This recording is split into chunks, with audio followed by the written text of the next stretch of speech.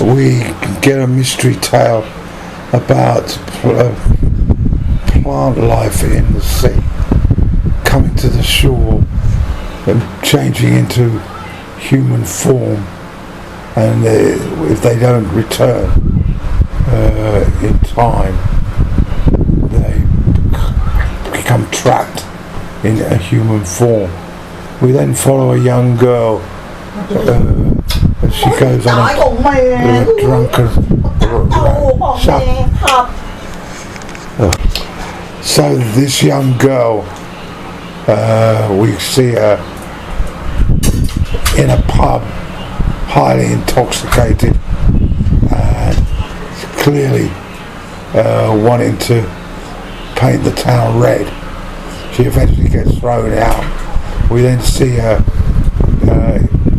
in the labour exchange. This is all happening on the island of Horn. We see the girl briefly with her mother, and then at a dementia care facility where she's befriended a male. I'm not quite sure if they took some heroin, but anyway, I'm commented on what I think I see. We then see the girl. There's clearly a farm, and they have sheep, and she's sort of delivering a lamb and resuscitating, which I think is a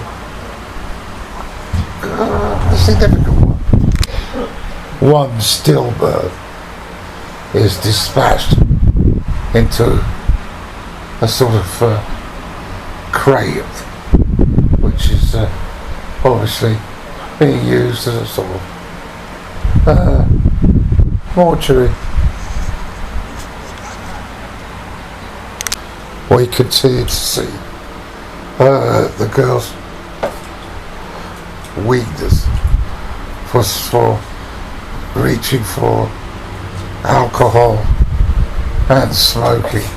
Not quite sure what she's smoking, but she certainly is showing signs of being addicted as a result of it, alone. So, having realised I didn't have a review, I've done one. It's basically about this young woman returning home. She's played by saorise Ronan, and to try and recover from alcohol addiction and working on a farm on an isolated island, the Orkneys, is where her parents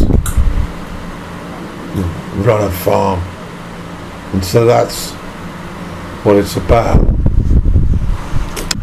This review, I thought quite cryptic, says that the movie allows bursts of optimism to recovery from the addiction, to interweave with the tragedy that accompanies the descent of an otherwise decent person into the depths of alcoholism.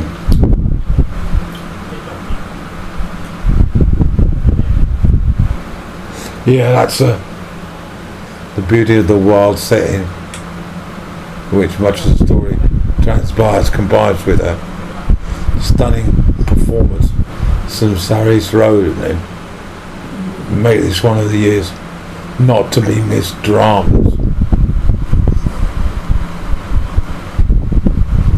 It's contemporary.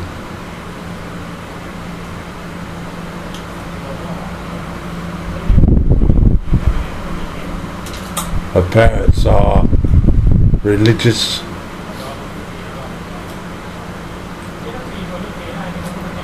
Her father's bipolar.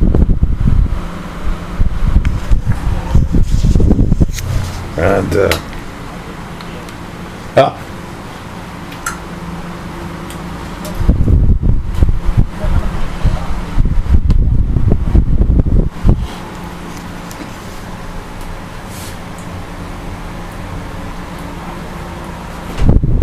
one day at a time philosophy, AA. We get statues of her back in England with boyfriend. Then when she started drinking too much, she started slipping over the edge into full addiction, and her time in a tough love rehab. There are always a few glimpses of her fractious and chaotic childhood.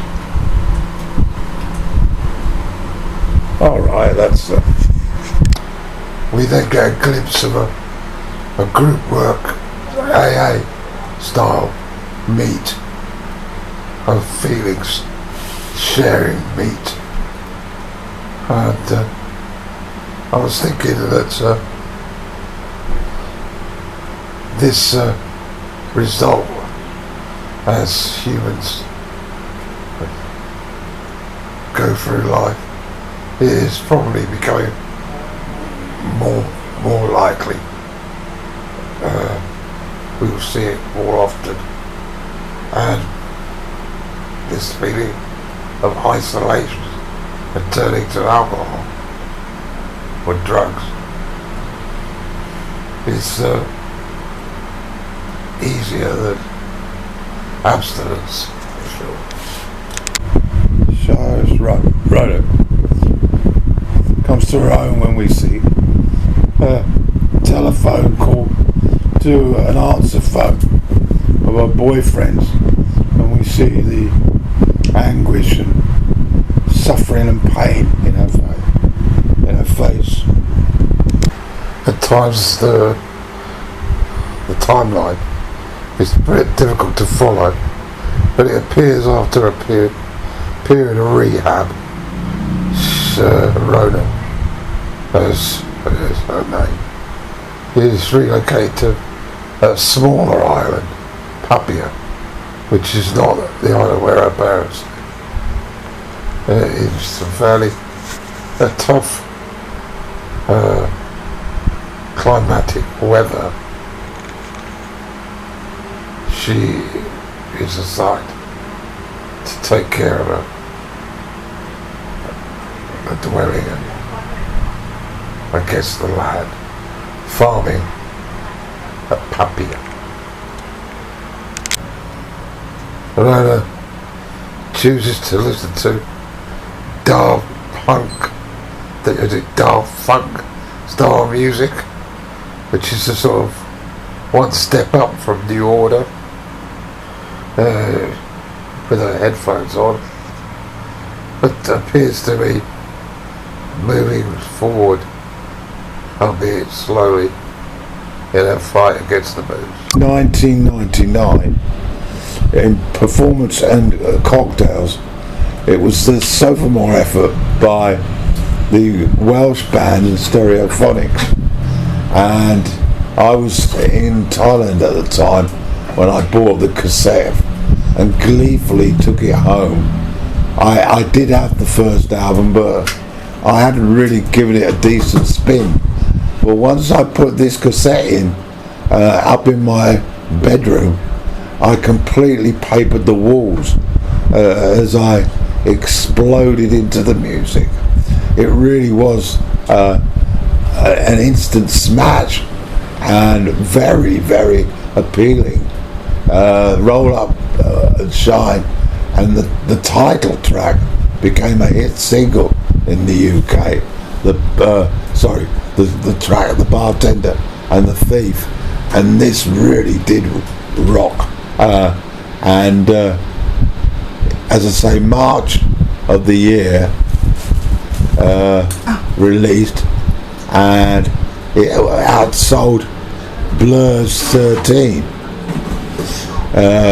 Just Looking also peaked, and I really enjoyed it. So there's not much in terms of instrumental expertise about it.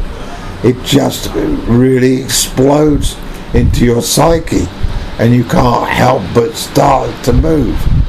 And it really was a great seller and jettisoned the band into the sort of Britpop higher echelons.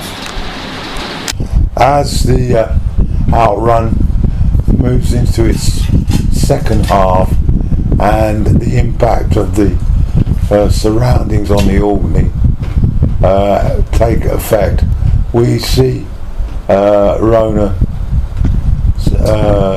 mental health issues diminish, and she starts to show an interest in environmental aspects to living there, and doesn't plunge into despairing depression.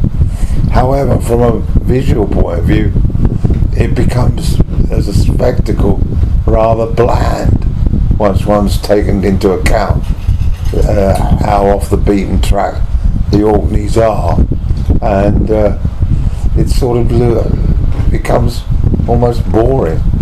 But anyway, that's my take on it.